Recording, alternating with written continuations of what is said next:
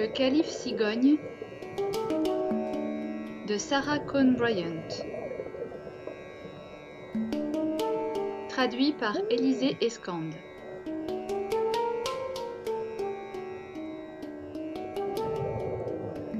Il y avait autrefois, dans la ville de Bagdad, un calife appelé Cassid et qui avait un grand vizir nommé Mansour, en qui il avait une grande confiance. Comme Cassid était extrêmement curieux, il s'en allait souvent se promener déguisé dans les faubourgs de sa bonne ville de Bagdad, et il écoutait causer les gens. Il apprit de cette façon que l'enchanteur Kourouglou cherchait à le détrôner pour mettre sur le trône à sa place son propre fils. Et Cassid pensa qu'il ne ferait pas mal de se défaire de ce Kourouglou. Mais il ne l'avait jamais vu et ne savait où le prendre. Comme il y réfléchissait un matin, il vit entrer son vizir, l'air tout préoccupé. « Tu as l'air ennuyé, dit le calife. Que se passe-t-il ? Oh, pas grand-chose, dit Mansour. Mais il y a dans la cour un marchand étranger qui a de bien belles marchandises. Seulement moi je n'ai pas beaucoup d'argent. N'est-ce que cela ? Fais-le toujours monter. Quand le calife et son vizir eurent bien examiné les marchandises et acheté plusieurs choses, le marchand ouvrit un tiroir où se trouvait une petite boîte avec un papier. « Qu'est-ce que cela ? dit le calife. « Je ne sais pas, répondit le marchand. Je l'ai trouvé dans la rue. Si vous le voulez, je vous le donne. Le calife prit la boîte et l'ouvrit. Elle était pleine d'une poudre noire et le papier contenait des caractères inconnus. Il faut envoyer chercher le vieux Sélim, dit Mansour. Il sait toutes les langues. On envoya chercher Sélim, qui déclara que c'était de l'hébreu et que cela signifiait « Celui qui prendra de cette poudre et qui se tournera vers l'Orient en disant 3 fois « Moutabor, Moutabor, Moutabor », prendra la forme de tel animal qui lui plaira et comprendra son langage. Mais qu'il se garde bien de rire pendant sa métamorphose, ou il oubliera le mot magique qui le rétablira dans sa première forme s'il le prononce en se tournant vers l'Occident. » Le calife ordonna à Sélim d'oublier tout de suite ce qu'il venait de lire, et il sortit avec son grand vizir pour réfléchir à cette étrange découverte. Comme ils arrivaient sur la grande route, ils virent passer une cigogne. « Si nous devenions cigognes, dit le calife, j'ai toujours eu envie de savoir ce qu'elle se raconte. » Ils avalèrent chacun un peu de la poudre noire, se tournèrent vers l'Orient en disant « Moutabor, Moutabor, Moutabor ». Voilà leurs cous qui s'allongent, leurs jambes qui maigrissent, leurs bras qui se changent en ailes. Le calife et son vizir étaient devenus 2 cigognes. « Quelle drôle de touche tu as !» fit le calife. Le vizir en pensait autant, mais il n'osa pas le dire. « Tout de même, fit Cassid, il ne faudrait pas rire. Nous oublierions ce fameux Moutabor. Allons plutôt voir ce que font ces cigognes là-bas. » Ils s'approchèrent et virent une jeune cigogne qui se pavanait avec grâce. « D'où venez-vous, madame Lombec ?» lui cria une autre. « Il y a de fameuses grenouilles dans les temps, savez-vous » ?»« Oh, je n'ai pas le temps, » répondit la première. « Il doit y avoir un grand bal ce soir chez ma grand-mère et je répète une nouvelle danse. » Elle se mit à se dandiner de telle façon que le calife et son vizir éclatèrent de rire. Quand ils eurent repris leur sérieux, le calife dit « On doit s'inquiéter de nous au palais. Voyons, il faut se tourner vers l'Occident et dire… Ah, je ne m'en souviens plus. Et toi, Mansour ?» Mansour s'inclinait avec son long cou et disait « Mou, mou, mou » sans pouvoir arriver au bout. Le calife se sentit bien ennuyé. Ils eurent beau s'évertuer tous les deux, jamais ils ne purent retrouver le mot magique. Désespérés, ils s'enfoncèrent dans le bois, affamés, et arrivèrent à un vieux château. « Qui est là ?» cria une voix. C'était une chouette qui voletait par-ci par-là. Le vizir essaya de lui expliquer leur situation. « Oh, dit-elle, vous êtes des cigognes, alors restez ici. On m'a prédit que des cigognes m'apporteraient du bonheur. Moi non plus je ne suis pas née chouette. J'étais la princesse Loussa. Le méchant enchanteur Kourouglou m'a changée en chouette parce que je n'ai pas voulu épouser son fils. et il m'a dit que je resterais ainsi jusqu'à ce que quelqu'un voulût m'épouser malgré ma laideur. Mais je crois qu'il doit venir bientôt de ces côtés-ci pour causer avec ses amis, et si vous pouviez les entendre, peut-être trouveriez-vous le mot magique. Cela se peut, dit le calife. Dites-nous ce qu'il faut faire. Ah, dit la chouette, je vous le dirai bien, mais il faut que l'un de vous deux me promette de m'épouser. Je ne veux pas rester oiseau de nuit. Mansour, dit le calife, tu peux bien l'épouser. Oh, dit le vizir, moi je suis vieux, et puis j'ai déjà une femme, et bien que Mahomet nous en permette 4, je trouve que j'en ai assez. C'est vous qui devez l'épouser, sire, vous êtes garçon.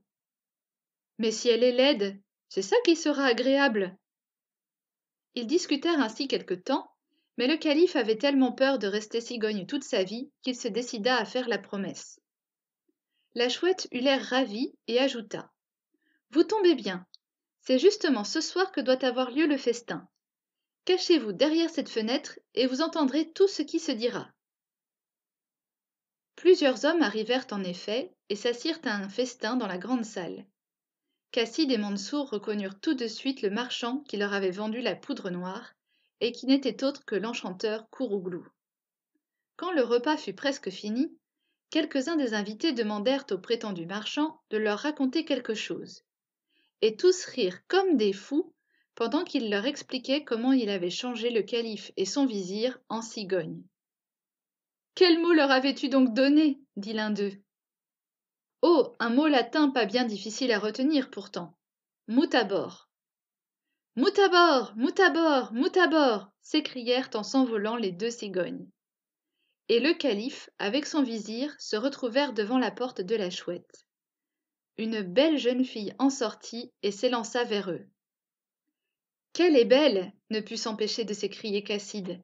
« En vérité, mademoiselle la chouette, vous ferez une charmante sultane. » Le calife regagna rapidement son palais, accompagné de Mansour et de Loussa, l'ancienne chouette. Il fit mettre l'enchanteur en prison et exila son fils. Puis il épousa Loussa, et ils vécurent heureux.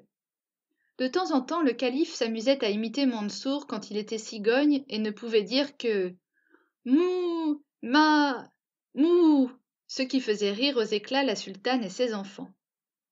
Pourtant, lorsque le vizir trouvait que la plaisanterie durait un peu trop longtemps, il menaçait le calife de raconter à la sultane leur discussion devant la porte de la chouette, et Cassid se taisait aussitôt.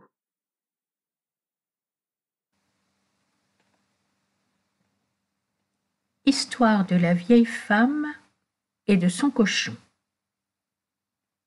Sarah Cohn Bryant.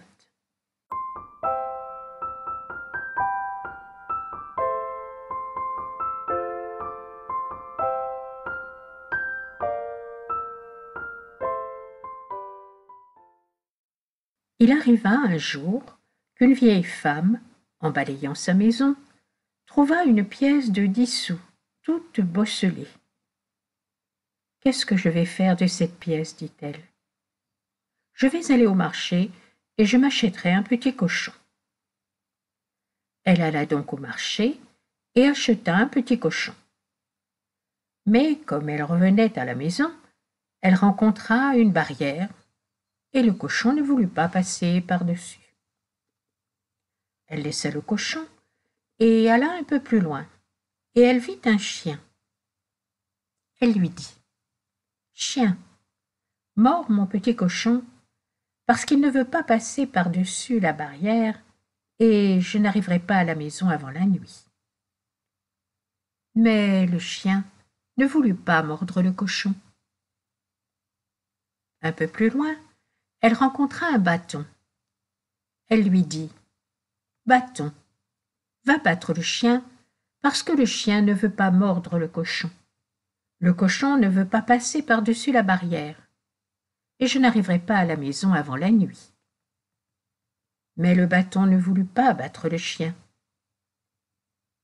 Un peu plus loin, elle rencontra un feu, et elle lui dit: « Feu, va brûler le bâton, parce que le bâton ne veut pas battre le chien ne veut pas mordre le cochon ne veut pas passer par-dessus la barrière, et je n'arriverai pas à la maison avant la nuit. » Mais le feu ne voulut pas brûler le bâton.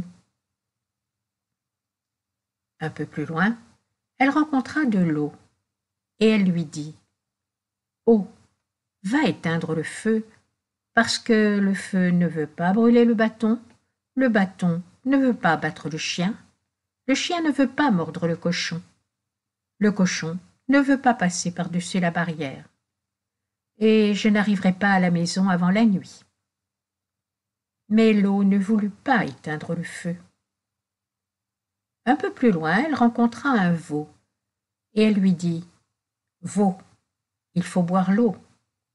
L'eau ne veut pas éteindre le feu ne veut pas brûler le bâton ne veut pas battre le chien ne veut pas mordre le cochon ne veut pas passer par-dessus la barrière, et je n'arriverai pas à la maison avant la nuit. » Mais le veau ne voulut pas boire l'eau. Un peu plus loin, elle rencontra un boucher, et il lui dit « Boucher, il faut tuer le veau, parce que le veau ne veut pas boire l'eau ne veut pas éteindre le feu ne veut pas brûler le bâton ne veut pas battre le chien ne veut pas mordre le cochon ne veut pas passer par-dessus la barrière, et je n'arriverai pas à la maison avant la nuit. » Mais le boucher ne voulut pas tuer le veau. Un peu plus loin, elle rencontra une corde, et elle lui dit « Corde, corde, il faut pendre le boucher, parce que le boucher ne veut pas tuer le veau ne veut pas boire l'eau ne veut pas éteindre le feu ne veut pas brûler le bâton ne veut pas battre le chien ne veut pas mordre le cochon ne veut pas passer par-dessus la barrière, et je n'arriverai pas à la maison avant la nuit. » Mais la corde ne voulut pas pendre le boucher. Un peu plus loin, elle rencontra un rat, et elle lui dit « Petit, petit, il faut ronger la corde, parce que la corde ne veut pas pendre le boucher ne veut pas tuer le veau ne veut pas boire l'eau ne veut pas éteindre le feu ne veut pas brûler le bâton ne veut pas battre le chien ne veut pas mordre le cochon ne veut pas passer par-dessus la barrière, et je n'arriverai pas à la maison avant la nuit. » Mais le rat ne voulut pas ronger la corde. Un peu plus loin, il rencontra un chat, et elle lui dit « Gros chat, il faut tuer le rat, parce que le rat ne veut pas ronger la corde ne veut pas pendre le boucher ne veut pas tuer le veau ne veut pas boire l'eau ne veut pas éteindre le feu ne veut pas brûler le bâton ne veut pas battre le chien ne veut pas mordre le cochon ne veut pas passer par-dessus la barrière, et je ne pourrai pas arriver à la maison avant la nuit. » Mais le chat lui dit « Si tu veux aller me chercher une tasse du lait de la vache qui est là-bas, je tuerai le rat. » Alors la vieille femme alla vers la vache. Mais la vache refusa de lui donner son lait si elle n'allait pas lui chercher une poignée de foin. La vieille dame alla jusqu'à la meule de foin, en prit une poignée et la porta à la vache. Quand la vache eut mangé le foin, elle laissa la vieille femme lui traire une tasse de lait pour le chat.